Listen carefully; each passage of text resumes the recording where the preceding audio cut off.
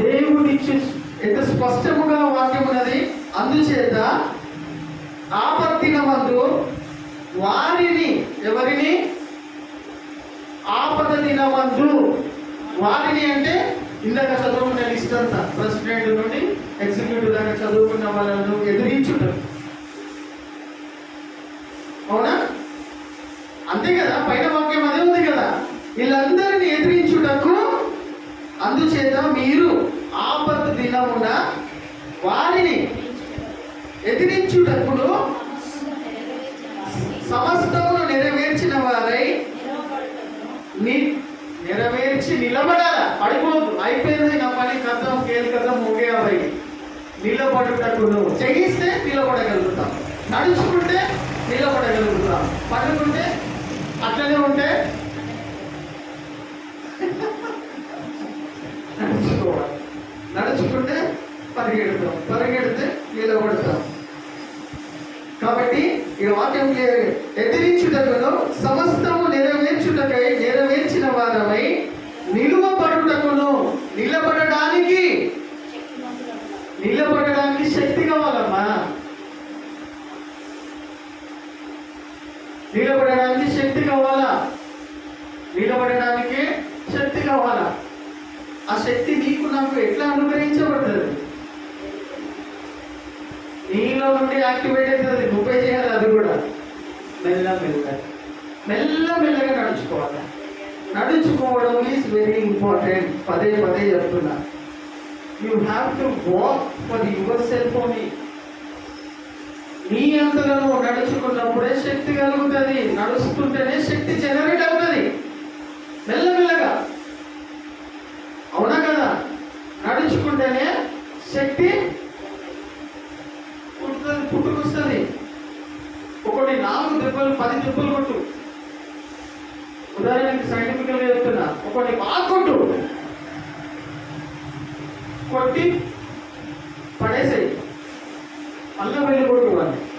వాడు వేసి నిలబడ్డాడు అనుకో, దెబ్బ తిన్న ప్రాణము లేచి నిలబడ్డాడు అనుకో, అప్పుడు మన లోపల కొత్త శక్తి జనరేట్ అవుతుంది. తెలుసా మీకు? అందుకే ఎవరైనా ఏమన్నంటే కొట్టుగా ఫస్ట్ నువ్వు నన్ను అన్నాడు.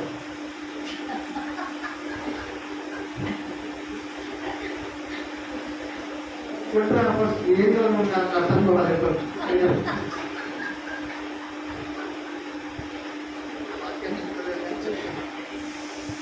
నేనేదో తెలుసా నీకంటే చూపిరా, ఏదో చూపాను. నేనేదో ఎవరో తెలుసా,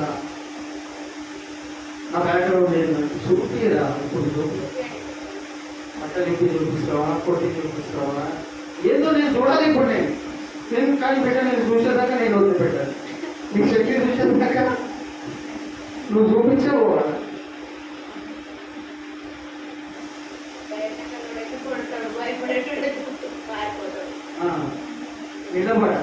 निलबड़ा तू क्या है मेरे को पता नहीं कहीं पे है, तू क्या है मैं देखना चाहूँ. ఆ మాటని వాడు సగం చచ్చిపోతాడు. తిన్న తర్వాత దెబ్బలు తిన్న తర్వాత నీ లోపల శక్తి జనరేట్ అవుతుంది. శక్తి జనరేట్ కావడానికి దెబ్బలు తినమని చెప్తానే, అది కూడా ఉంది. మరి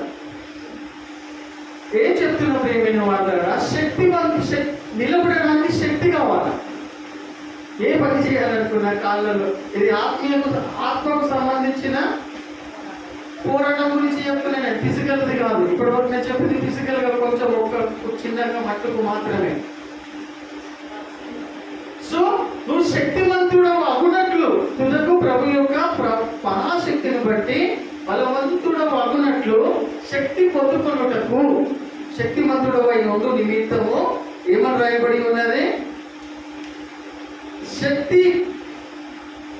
శక్తిమంతులు ఉన్నట్లు దేవుడు కొన్ని ఇచ్చిండని చెప్పిన వాక్యానికి ముందు ప్రతి ఒక్క విశ్వాసకి చూడండి, దేవుడిచ్చు సర్వాంగ కవచము ధరించుకొనుడి. దేవుడిచ్చి సర్వాంగ కవచము అంటే ఏంటిదమ్మా? మనకు వాక్యం అర్థం. అప్పుడు అతడు ప్రభు యొక్క మహాశక్తి, హల్లెలూయా, ప్రభు యొక్క మహాశక్తి ఎలా ఉంటుందో వాక్యంలో విందా. అప్పుడు అతడు నాతో ఇట్లా నేను ప్రత్యక్షమగు యెహోవా వాక్కు ఇదే, శక్తి చేతనైనను బలము చేతనైనను కాక నా ఆత్మ చేతనే ఇది జరుగునని సైన్యములకు అధిపతియగు యెహోవా హల్లెలూయా. నీ శక్తి వల్ల కాదు, శక్తి చేతనైనను బలము చేతనైనను ఇది జరగదు, కానీ నా ఆత్మ వలన. హల్లెలూయా. ప్రభు యొక్క మహాశక్తి ఎక్కడ నివసిస్తూ ఉన్నాడు? ఎక్కడ నివసిస్తుంది అంటే శక్తి చేత కాదనేను, బలము చేత కాదనేను, నా ఆత్మ వలనే ఇది చేయునని యెహోవా సెలవిచ్చినని పాట కూడా పాడుకుంటాం. దేవుని యొక్క శక్తి, మహాశక్తి ఎక్కడ నివసిస్తూ ఉన్నాడమ్మా? ప్రభు యొక్క మహాశక్తి ఎక్కడ నివసిస్తూ ఉన్నాడు? నా ఆత్మ వలన. నీలో ఆ మహాశక్తి ఐశ్వర్యము, మహిమైశ్వర్యము కలిగినటువంటి ఆత్మ నీలో ఉంచి ఉన్నాడు, దయచేసి ఉంటూ ఉన్నాడు. హల్లెలూయా. నీలో it is dwelling in you only. నీలో నివసిస్తూ ఉన్నాడమ్మా. ఆ ప్రభు యొక్క మహాశక్తి శక్తి చేత కాదు, వాళ్ళు వీళ్ళు చేస్తున్న వాడే కాదు, నీలో ఒక శక్తి ఉన్నదనేది, నీలో ఒక మహిమైశ్వర్యం కలిగిన శక్తి, దేవుడిని నమ్మడం వలన నింపబడి ఉన్నావని. Hallelujah. It is dwelling in you, నీలో ఉన్నది. మనం ఎట్లా ఆపరేట్ చేయాలి? ఆ మహాశక్తిని బట్టి మనం బలవంతులమై ఎట్లా ఉండాలో, నొప్పైతూ ఉంటే, బాధపడుతూ ఉంటే ఆ మహాశక్తిని ఎట్లా అనుభవిస్తాము? అర్థమవుతుందా? అర్థమవుతుందా? దేవుని యొక్క మహాశక్తి ఎక్కడ ఎక్కడ నివసిస్తూ ఉన్నాడు? నాలో. It is dwelling in me. దేవుని యొక్క మహాశక్తి ఎక్కడ ఉన్నదమ్మా? చెప్పాలి నాకు. Where it is dwelling? శక్తి చేత కాదు, నీ శక్తి వలన కాదు, నీ శక్తి సామర్థ్యాలు ఉన్నాయి, కాదని అంటలేను. నీకు తలాంతులు ఉన్నాయి, ఆరోగ్యం ఉన్నది, బలము కూడా ఉన్నది, కానీ వాటన్నిటికంటే మించినటువంటి ప్రభు యొక్క శక్తి నీలో నివసిస్తున్నదని నువ్వు గుర్తెరుగు. Hallelujah. Hallelujah. It is dwelling in me. ప్రభు యొక్క మహాశక్తి నాలో నివసిస్తూ ఉన్నది. ఆ మహాశక్తి యొక్క ప్రభావము ఎంత గొప్పగా ఉంటుంది అనేది మనము వాక్యములో నేర్చుకున్నప్పుడు ఏమైనా వాళ్ళ పరిస్థితులు ఇప్పుడు మనకి ఎలా ఉన్నా, లాస్ట్ పాయింట్ లో వచ్చి నిలబడి ఉన్నా కానీ కూడా ఏమో చెప్తూ ఉన్నాడు? తుదకు ప్రభు యొక్క మహాశక్తిని బట్టి బలవంతులు ఆయన యందు బలవంతులై ఉండుడి. ప్రభు యొక్క మహాశక్తిని బట్టి ఏమై ఉన్నా కానీ కూడా నువ్వు ఇప్పటికీ తుదకు ప్రభు యొక్క మహాశక్తిని బట్టి. హల్లెలూయా. అర్థమవుతుందా? ప్రభు యొక్క మహాశక్తిని బట్టి ఆయన యందు బలవంతులై ఉండుడి. ప్రభు యొక్క మహాశక్తి మనకి ఎట్లా కనిపిస్తుంది? ఎట్లా అగుపడుతుంది? ప్రభు యొక్క శక్తి నందు మనము బలవంతులమై ఎలా ఉండగలుగుతాం? ఏదేమైనప్పటికీ కూడా ప్రభు యొక్క మహాశక్తి. హల్లెలూయా. ప్రభు యొక్క మహాశక్తిని బట్టి మీరు బలవంతులై ఉండండి. హల్లెలూయా. ప్రభు యొక్క మహాశక్తి అంటే ఏదో మనం చూసుకున్నాం ప్రియమైన మాట. ఆ యొక్క శక్తి ప్రభావములు మనకు అర్థమైతేనే తప్ప ఆయన యందు మనం బలవంతులమై ఉండలేదు. ఆయన శక్తి, ప్రభు యొక్క మహాశక్తి ఎట్లా ఉంటుందో, ఎక్కడ నివసిస్తుందో అది మనము అర్థమైతే, ఆయన యందు ప్రభు యొక్క మహాశక్తి యొక్క ప్రభావము నీకు అర్థమైతే ఆయన యందు బలవంతులమై ఉంటాం. హల్లెలూయా. లేకపోతే బలహీనులమై ఉంటారు, లేకపోతే అవిశ్వాసులుగానే ఉంటారు, లేకపోతే ఏవైతే మనము మాటలు వినుకొని నడుచుకుంటూ వచ్చినామో అవే మనలను వెంబడిస్తూ ఉంటాయి, అవే మనలను నిరుత్సాహానికి దారితీస్తూ ఉంటాయి. కానీ ప్రభు యొక్క మహాశక్తి బట్టి తెలుసుకుంటేను నేను బలవంతులమై ఉంటాం. ఆ మహాశక్తి అనేది ఏంటిదో ఏమైనా మాట్లాడరా వాక్యంలో మనం చూసుకుంటున్నట్టయితే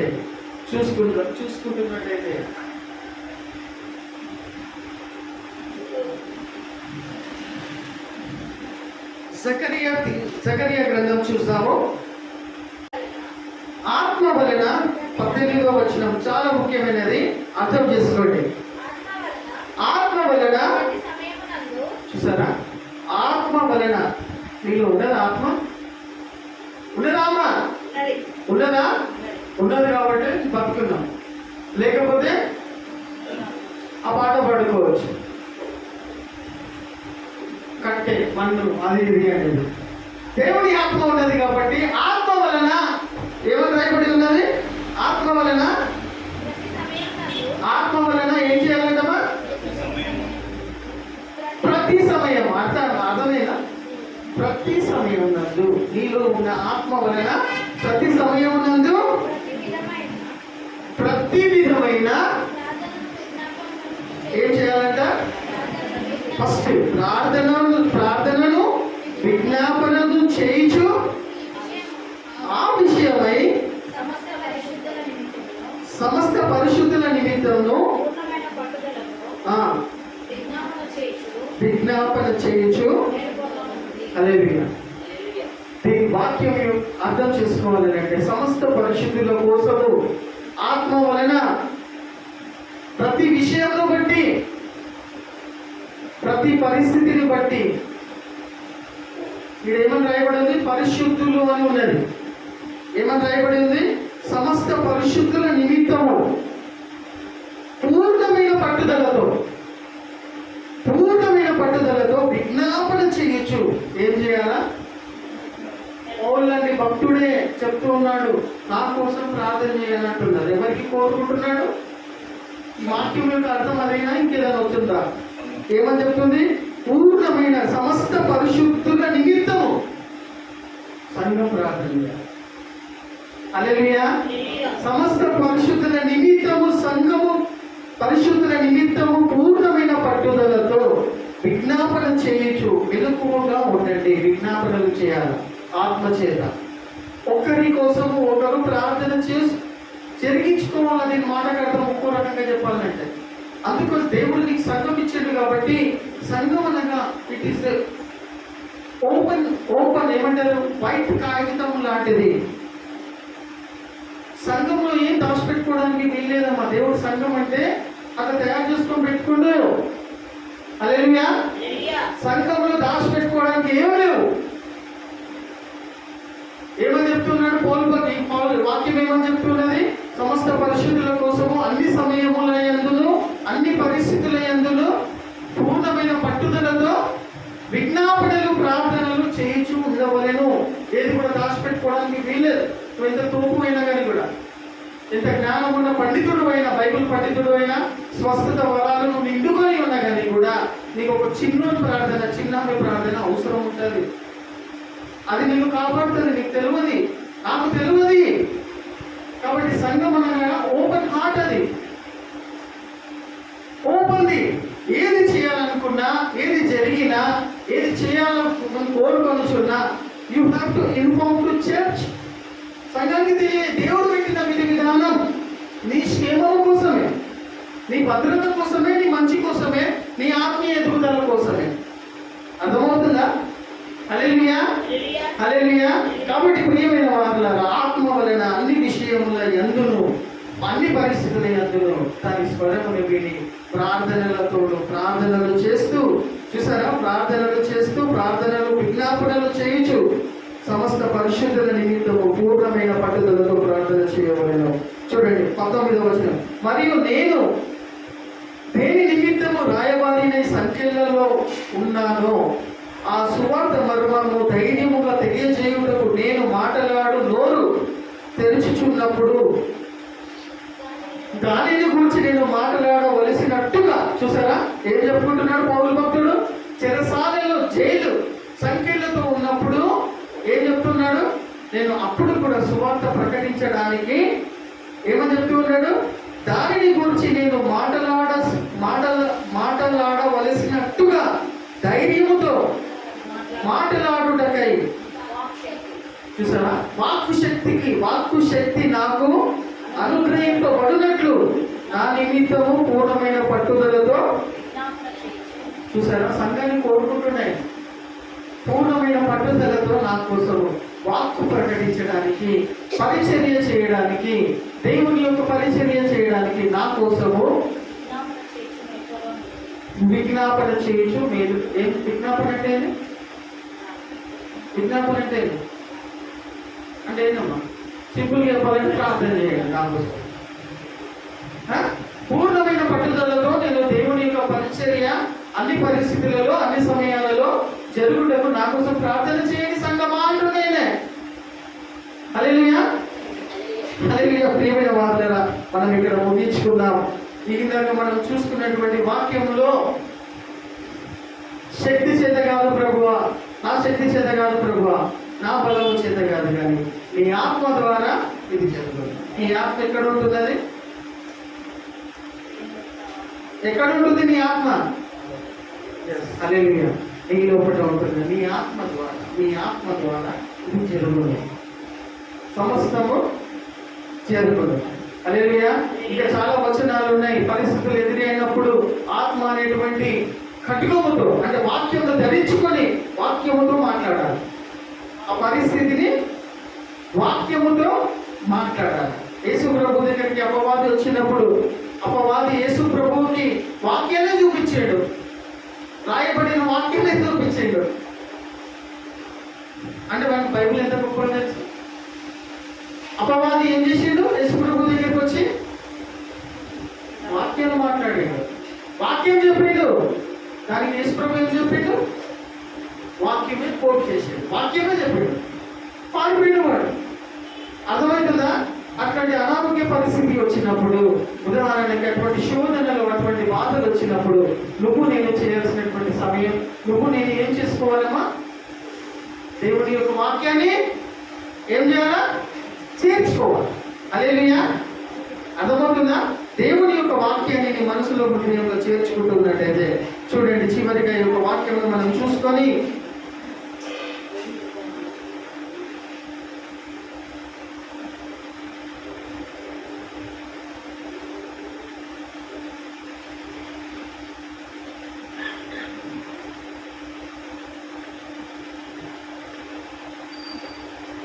ఈ యొక్క అంశంలో ప్రియమైన వాళ్ళ 4 విషయాలను లేచి మనము నిలబడి చేర్చుకోవాలి. దేవుని యొక్క వాక్యమును లేచి నిలబడి మనము ప్రార్థన చేసుకొని ఈ వాక్యమును కొద్దిసేపు సమయం తీసుకొని మనము వాక్యం అర్థమవుతున్నట్టయితే ఈ వాక్యాన్ని మనము మనసు, హృదయంలో చేర్చుకొని వాక్యానుసారంగా విశ్వాసముతో, ఆత్మ అనే ఖడ్గముతో వాక్యాన్ని రిలీజ్ చేయాలి. ఆత్మ అనే ఖడ్గముతో వాక్యాన్ని పలుకుతూ ఉండాలి, వాక్యాన్ని మాట్లాడుతూ ఉండాలి, వాక్యమే ఉచ్చరిస్తూ ఉండాలి. ఆయా సమయాలలో నీకు అది జరిగేంత వరకు, అది నీ నుండి దూరం అయ్యేంత వరకు, స్వస్థత కలిగేంత వరకు నువ్వు నేను చేయాల్సిన విషయం ఏమై ఉన్నదంటే ప్రియమైన వాళ్ళ వాక్యాలను నీ హృదయంలో చేర్చుకొని వాక్యము ద్వారానే విశ్వాసముతో నువ్వు ఎడతెగకుండా ప్రార్థన చేస్తూ ఉన్నట్టయితే ప్రియమైన వార్గాల దేవుడు ఇచ్చినటువంటి ఆ గొప్ప స్వస్థతను, దేవుడు ఇచ్చినటువంటి మహిమైశ్వర్యం కలిగినటువంటి ఒక శక్తిని నీవు నేను పొందుకొని ప్రియమైన వార్గాల నువ్వు సామాన్యమైనటువంటి వ్యక్తివి కాదని దేవుడు తన వాక్యం ద్వారా నీకు తెలియజేస్తూ ఉన్నాడు.